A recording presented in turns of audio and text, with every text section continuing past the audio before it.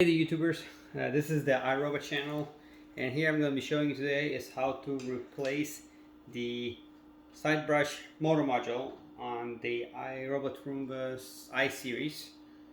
And this one is the particular i7 model.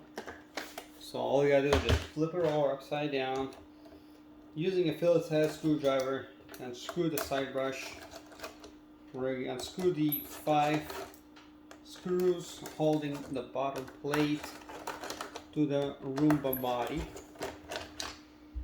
You pop the battery off. Unscrew the 2 screws are holding the side brush motor. Put a new one back in.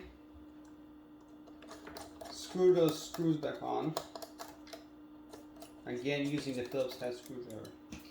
Pop the battery back in. Screw on the bottom plate. Again, there are 5 screws on this guy.